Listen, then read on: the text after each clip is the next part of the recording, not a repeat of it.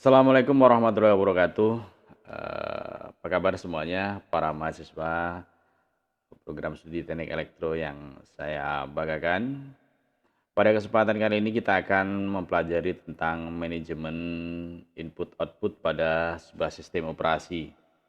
Ya, tujuannya adalah memahami sistem manajemen input output sistem operasi, mengoperasikan tool manajemen input output sistem operasi Windows. Pembahasan meliputi prinsip perangkat keras input output ataupun I/O, prinsip perangkat lunak input output, disk pada proses input output, serta mengelola perangkat input output dengan device manager. Nah, yang pertama, prinsip perangkat keras input output. Perangkat keras input output merupakan perangkat yang memberikan masukan maupun menghasilkan keluaran dalam sistem komputer. Ruang lingkup manajemen perangkat keras input-output adalah bagaimana perangkat keras input-output dikelola dan diprogram agar dapat berjalan dengan baik. Nah, sehingga menghasilkan fungsi manajemen pada input-output, yakni mengirimkan perintah ke perangkat input-output untuk menyediakan layanan akses, menangani interupsi perangkat input-output, menangani kesalahan pada perangkat input-output, dan menyediakan interface ke pemakaian. Macamnya, perangkat input-output dapat dibedakan berdasarkan sifat aliran datanya dan juga sasaran komunikasinya. Berdasarkan aliran data dibedakan menjadi dua lagi, yaitu perangkat berorientasi pada blok atau disebut dengan block oriented device, dan perangkat berorientasi pada karakter ataupun karakter oriented device. Nah, selanjutnya perangkat berorientasi pada blok atau block oriented device itu menyimpan informasi dan menukarkan ataupun menerima bahkan mengirim informasi sebagai blok-blok yang berukuran tetap. Tiap blok mempunyai alamat tersendiri. Ukuran blok dapat beragam antara 128 sampai dengan 1024 byte. Ciri utamanya adalah dimungkinkan membaca atau menulis blok-blok secara independen, yaitu dapat membaca atau menulis sembarang blok tanpa harus melewati blok-blok lainnya. Contohnya adalah disk tab ataupun kalau dulu tab ini disket itu ya. Nah, ada CD-ROM, adapun juga optical disk. Nah, perangkat berorientasi karakter berdasarkan karakter atau direct karakter oriented device itu mengirim atau menerima karakter dan tanpa peduli membentuk suatu struktur block not addressable dan tidak mempunyai operasi seek file berkas, seek ataupun file berkas. Contohnya terminal, line printer, punch card, network interface, ya, ada pita kertas, ada mouse dan lain sebagainya. Nah, macamnya lagi di input output, perangkat input output dapat juga dibedakan berdasarkan sasaran komunikasi yang juga dibedakan lagi menjadi tiga. Yang pertama adalah perangkat yang terbaca oleh manusia ataupun disebut dengan istilah human readable device, dan perangkat yang terbaca oleh mesin atau mesin readable, dan juga perangkat untuk komunikasi. Yang pertama, human readable, yaitu perangkat yang cocok untuk komunikasi dengan manusia. Contohnya adalah VDT, layar, video display terminal. Ya, juga ada keyboard dan juga ada mouse. Nah, itu adalah perangkat yang bisa cocok untuk komunikasi manusia, ya, bersinggungan langsung dengan manusia. Kemudian ada mesin readable device. Nah, mesin readable device yaitu perangkat yang cocok untuk komunikasi dengan perangkat elektronik. Contohnya disk, ada itu CD-ROM dan lain sebagainya, ada sensor, controller dan aktuator dan lain sebagainya itu. Dan juga perangkat untuk komunikasi, antara lain misalnya adalah infrared. Biasanya digunakan untuk komunikasi jarak jauh tanpa kabel dan sebagainya. Ada Bluetooth, ada wireless itu. Kemudian komponennya pada input output, komponen I/O meliputi dua komponen, yaitu komponen elektronik dan komponen mekanik. Komponen elektronik berfungsi sebagai device control atau adapter yang digunakan untuk mengaktifkan perangkat eksternal dan memberitahukan kepada CPU yang perlu dilakukan oleh perangkat ataupun driver. Nah, teknik pengoperasiannya di sini I/O terdiri dari 3 cara, yakni perangkat input-output terprogram dan atau programmed I/O. Kemudian perangkat terkendali interrupt atau I/O dan DMA direct memory address. Programmed input-output yaitu programmed I/O merupakan teknik mengoperasikan perangkat input-output komputer yang dikontrol oleh program. Contohnya adalah perintah mesin in, out, ataupun juga move. Interrupt input-output merupakan teknik untuk mengkoordinasikan pengalihan dan pengoperasian perangkat input-output. Konsep mengoperasikan perangkat input-output adalah konsep ini berguna di dalam sistem operasi dan beberapa aplikasi kontrol di mana pemrosesan rutin tertentu harus diatur dengan seksama dan secara relatif untuk peristiwa eksternal. Dan ada DMI, Direct Memory Address. DMI adalah suatu cara pemindahan data atau informasi dari memori ke perangkat input-output atau sebaliknya yang dilakukan secara langsung tanpa campur tangan dari prosesor. Ya. DMA berfungsi untuk membebaskan pemroses menunggu transfer data yang dilakukan oleh input-output.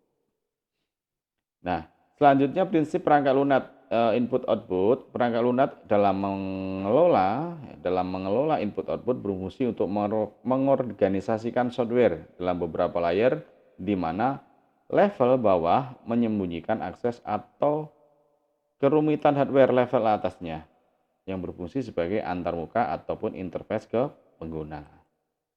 Nah, sehingga tujuan dari perangkat lunak input-output itu yang pertama adalah konsep dalam desain software yang merupakan device independen dan tidak tergantung pada device yang digunakan. Dan penanaman yang seragam ataupun naming. Nah, penanaman file berkas atau perangkat adalah string harus sederhana, tidak tergantung pada device. Contohnya, seluruh disk dapat dibuat dengan hierarkis sistem file menggunakan NPS. Kemudian penanaman kesalahan error handling, error harus ditangani sedekat mungkin dengan hardware. Contoh pertama controller, device, drive, dan seterusnya jika tidak bisa ditangani oleh diberi pesan. Ya. Kemudian sinkronis atau blocking dan unsinkronis interrupt driver. Pemrosesan melalui transfer dan mengembalikan untuk melakukan kerja lain seperti interupsi tiba. Kemudian serial PS dan dedicated device. Beberapa perangkat dapat dipakai bersama seperti disk, tapi ada juga perangkat yang hanya satu pemakai yang dibolehkan memakai pada satu saat, misalnya disk untuk serial dan printer untuk dedicated. Nah, selanjutnya adalah pengimplementasian tujuan perangkat lunak dari input-output. Tujuan atau kriteria perangkat lunak input-output dipisahkan dalam 4 layer, yaitu interrupt handler.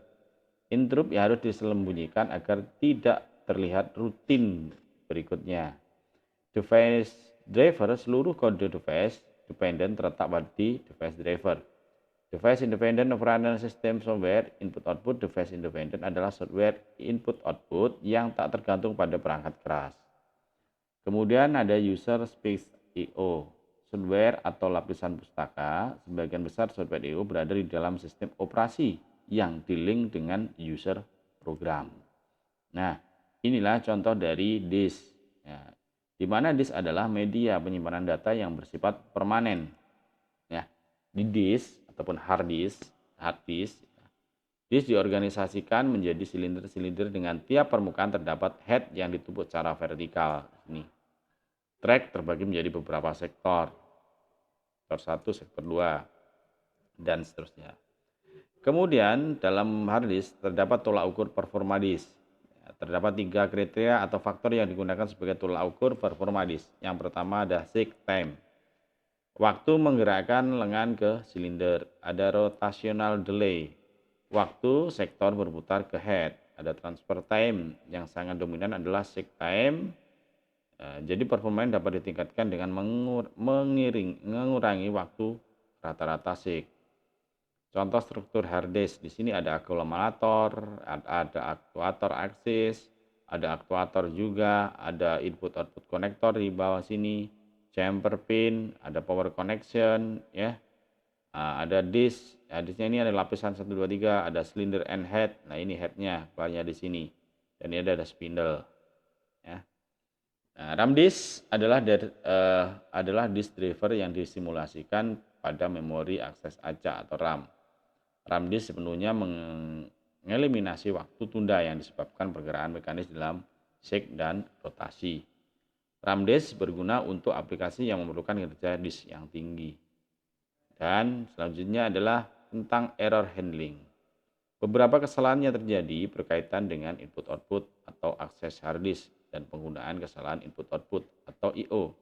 Error handling secara umum adalah sebagai error program, yaitu kesalahan yang disebabkan pemrograman, misalnya request sektor yang tidak ada. Kemudian ada juga istilah error checksum transition, yaitu kesalahan yang disebabkan adanya debu di antara head dengan permukaan disk.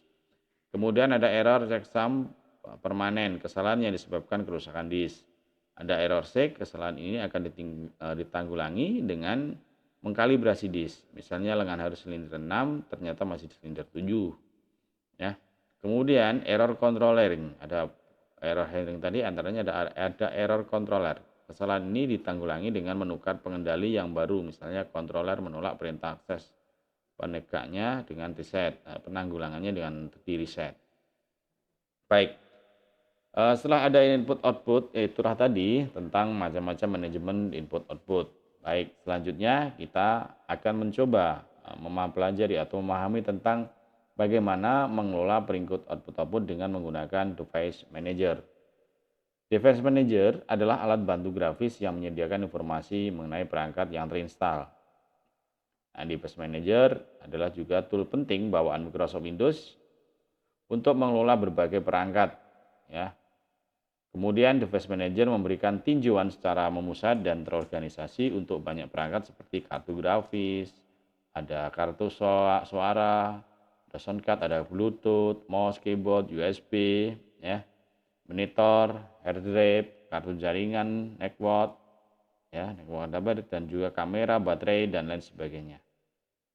Nah, tool device manager digunakan untuk melakukan kontrol ke semua perangkat tersebut. Kontrol yang dimaksud di sini adalah untuk melihat atau mengetahui status perangkat, juga memperbarui, memasang atau mencopot driver, serta menghapus perangkat lama atau yang sudah tidak digunakan lagi dan lain sebagainya.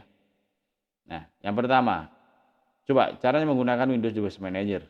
Nah, Device Manager yang kita coba ini adalah menggunakan Windows 10. Yang pertama, mulai menu Wing, klik, ya, menu Wing, klik tombol Start menu atau gunakan pintasan keyboard Windows plus X. Untuk menemukan menu Wing X dari daftar menu yang muncul, pilihlah Device Manager. Kemudian bisa juga melalui kotak dialog Run. Untuk membuka kotak dialog Run, gunakan pintasan keyboard Windows plus R. Ya. Di kotak dialog Run terbuka ketika ketiklah defmgmt.msc di kotak teks yang tersedia dan klik OK nih. Nah, dan kemudian tekan tombol keyboard Enter untuk membuka device manajernya. Kemudian apabila kita ingin membuat pintasan desktop untuk device manager, bila kita telah membuat pintasan desktop untuk device manager, ini adalah cara yang cepat untuk device manager. Ketika kita menyalakan atau booting Windows, area yang pertama kali ditampilkan adalah desktop Windows. Membuat pintasan desktop untuk device manager tidak sulit. Nah, berikut caranya. Pertama, klik kanan di area kosong di desktop Windows. Dari menu pintasan muncul klik New. Ya, yang pertama, dan kemudian klik shortcut seperti pada gambar ini. Oke. Kemudian di kotak dialog create shortcut yang muncul ketika defmgmt.msc di kotak teks pertama sini dan kemudian klik tombol next. Nah, masih di kotak dialog create shortcut, beri nama untuk pintasan desktopnya, desktop shortcut yang dibuat misalnya device manager ataupun apa ya, dan akhiri mengklik tombol finish yang ada di sini. Ya. Pintasan desktop telah selesai dibuat. Untuk membuat device manager, klik ganda double klik lintasan pada disk tersebut. Nah, selanjutnya bisa juga kita dengan mencari melalui kotak pencarian atau set box Windows. Ini adalah cara mudah karena Windows 10 terdapat kotak pencarian set box di sudut kiri bawah pada taskbar ataupun klik ikon tipe Here to set one. Ketika device manager, kotak pencarian dan kemudian klik device manager hasil pencariannya. Oke, itulah tadi bagaimana cara menggunakan device manager. Oke, selanjutnya dari pembahasan yang sudah saya bahaskan tadi ya, bisa dirangkumkan bahwa manajemen perangkat keras, yang pertama manajemen perangkat keras input output adalah bagaimana perangkat keras input output itu dikelola dan diprogram agar dapat berjalan dengan baik. Kemudian yang kedua, memanajemen input output yang mempunyai fungsi. Yang pertama mengirim perintah, 2 menangani interupsi, 3 menangani kesalahan, 4 menyediakan interface ke pemakai. Yang ketiga, berdasarkan aliran data dibedakan menjadi 2, yaitu perangkat berorientasi blok dan berorientasi karakter. Sedangkan berdasarkan sasaran komunikasi, perangkat keras input output dibedakan menjadi 3, yaitu perangkat yang terbaca oleh manusia dan perangkat yang terbaca oleh mesin dan perangkat untuk komunikasi. Ini berdasarkan adalah sasaran komunikasi.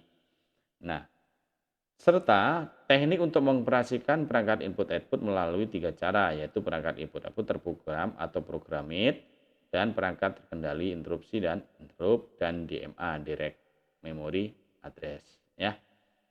Selanjutnya kriteria tujuan penggunaan perangkat lunak adalah input output adalah 1. Merupakan device independen yang tidak tergantung pada device yang digunakan. Kemudian penamaan yang seragam atau uniform atau naming, itu penanganan kesalahan ataupun error, dan handling sinkronus atau blocking dan unsynchronous interupsi driver ya, transfer, dan juga serial dan dedicated device. Oke, sekian, mudah-mudahan bermanfaat. Saya akhiri, assalamualaikum warahmatullahi wabarakatuh.